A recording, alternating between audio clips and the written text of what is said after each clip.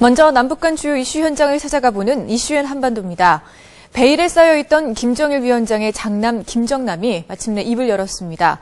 일본 언론인과 주고받은 150통의 메일에서 김정남은 자신을 둘러싼 루머에 대해 적극적으로 해명하는가 하면 3대 세습과 개혁, 개방에 대한 생각도 털어놨는데요. 양영은 기자가 취재했습니다. 일본에서 큰 반향을 일으켰던 아버지 김정일과 나의 한국어 번역판이 지난 21일 출간됐습니다. 출간에 맞춰 일본 도쿄신문의 편집위원이자 이 책의 저자인 고미 요지 씨도 한국을 찾았습니다. 제가 이번에 쓴 책에 관심 가지게 되고 진짜 여기서 한국판이 나온다는 거 아주 행복하게 생각합니다.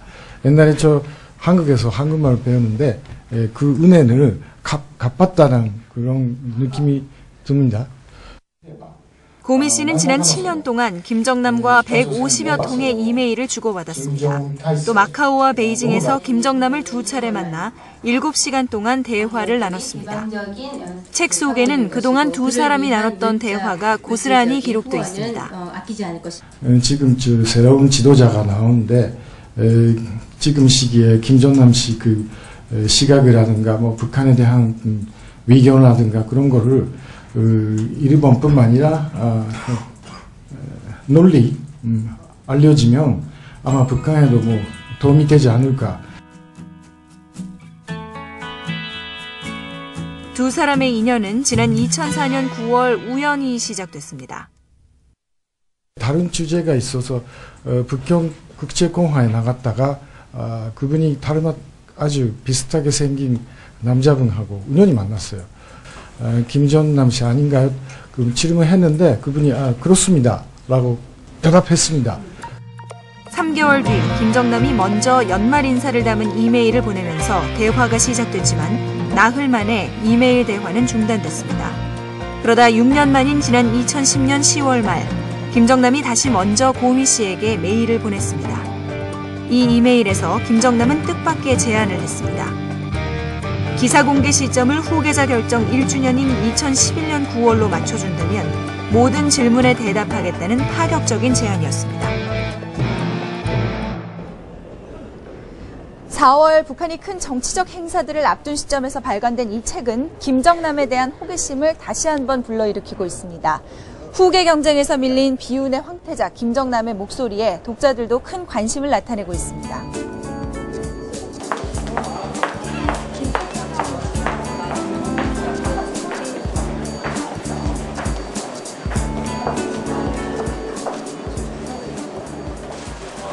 헌재에서 물러나서 자유롭게 살고 있는 그런 사람으로 인식되고 있습니다. 그동안 지도자와 다르게 개방적인 성향을 가지고 있고 상당히 언론에도 호의적인 모습을 봤습니다. 이 책이 북한에 대한 이해를 도울 수 있을 거라는 기대도 있습니다. 이런 책을 많이 접할 수 없기 때문에 되게 새로운 것 같고 사람들이 읽어서 그 북한 사람들의 생각에 대해 알 수 있는 기회가 될 수 있을 것 같아요.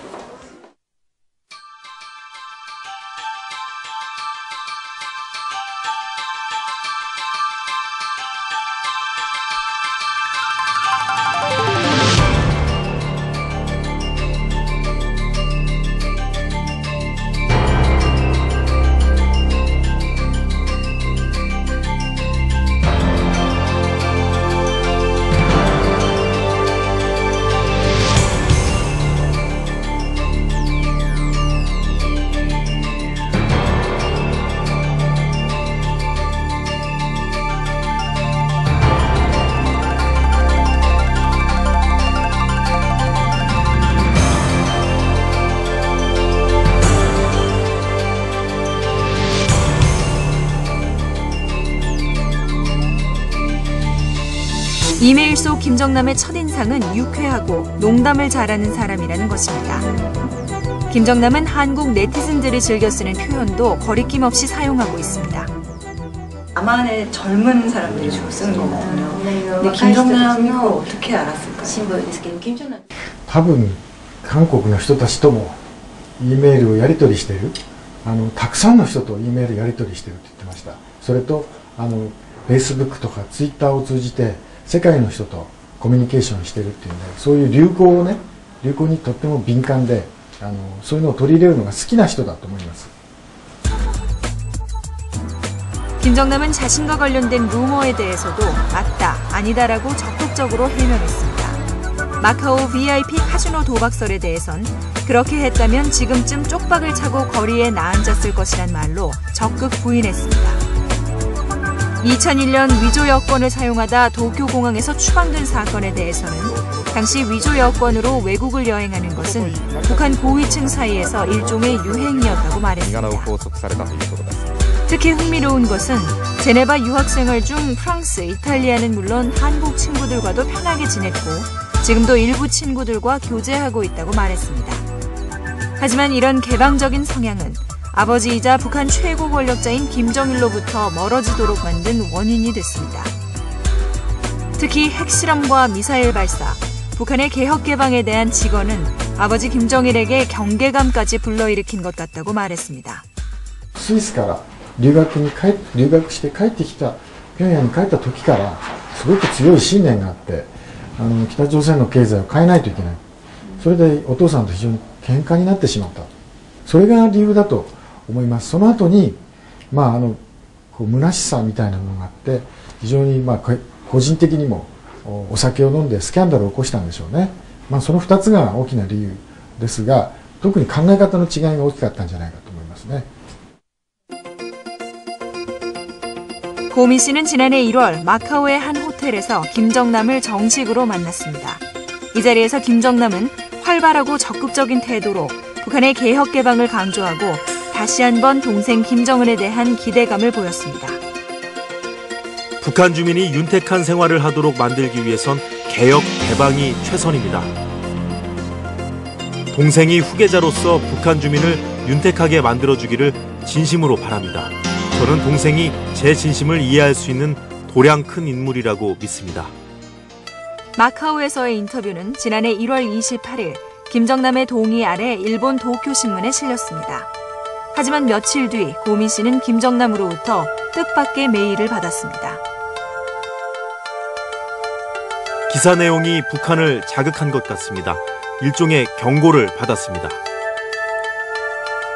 진심 어린 조언과 충고를 받아들일 수 있는 도량이 부족한 쪽과 가타부타할 생각 없습니다. 도리어 제가 위험에 빠질 수 있을까 걱정이네요.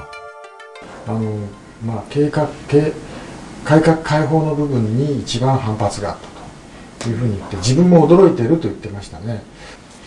最初はね、三男金正恩さんを助けたいと言ってたんですけど、無視されたんじゃないでしょうかね。だからだんだん失望感が高まって、私に送ってくるメールでも彼に対する北朝鮮や三男に対する批判がどんどん高くなっている。 이후 김정남은 김정은 그리고 3대 세습에 관한 비판 수위를 갈수록 높였습니다. 그 어린애의 표정에선 북한같이 복잡한 국가의 후계자가 된 사명감이나 신중함, 향후 국가 비전을 고민하는 그 어떤 생각도 읽을 수가 없어요. 연로한 리더, 경험이 부족한 후계자, 추락하는 경제.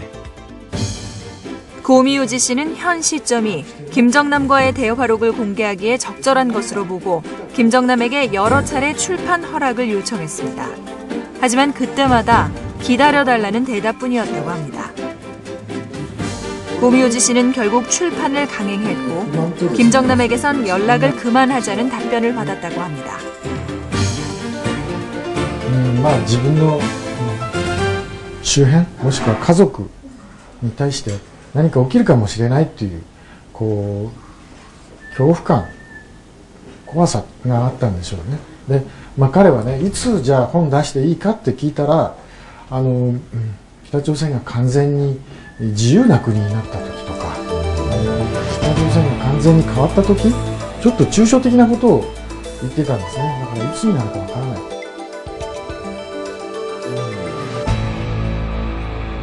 비록 이메일로 나눈 대화였지만 김정남의 생각과 말씨는 우리와 크게 다르지 않았습니다. 김정남은 또 북한의 미래를 위해선 개혁과 개방이 최선이라고 말해 국제사회와 시각을 같이 하고 있음도 보여줬는데요. 이 책을 통해 베일에 쌓였던 김정남과 거센 변화의 바람 앞에 선 북한 내부의 고민도 알 수 있었습니다. 고미호지 씨는 아쉽게도 이제 더 이상 김정남과 연락이 닿지는 않는다고 말했는데요. 언제 어떤 방식으로 다시 언론의 모습을 드러내게 될지 아직 아무도 알 수 없지만 다음에는 한반도의 미래와 통일에 대한 생각을 듣게 되기를 기대해 봅니다.